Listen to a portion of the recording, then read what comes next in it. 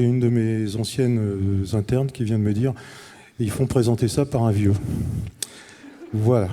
Donc ça fait toujours plaisir. J'y mets mes joies, j'y mets mes peines et tout ça, cela devient l'IA. On peut en mettre un peu partout, on peut en mettre dans notre aide au quotidien, dans la validation pharmaceutique, on peut en mettre dans la production, on peut en mettre dans énormément de domaines.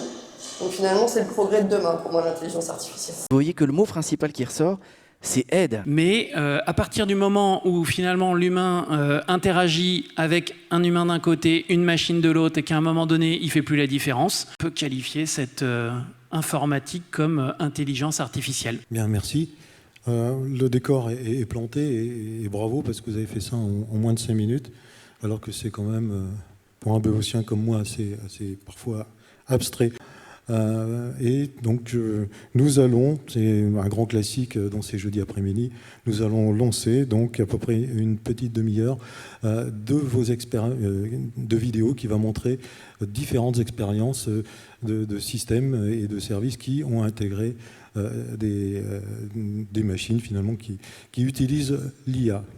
Ça sera très. Alors par contre, on a bien vu que l'IA pouvait intégrer tout et n'importe quoi, j'allais dire. Demain, l'IA pourrait-elle dépasser la simple aide et prendre des décisions pharmaceutiques à notre place?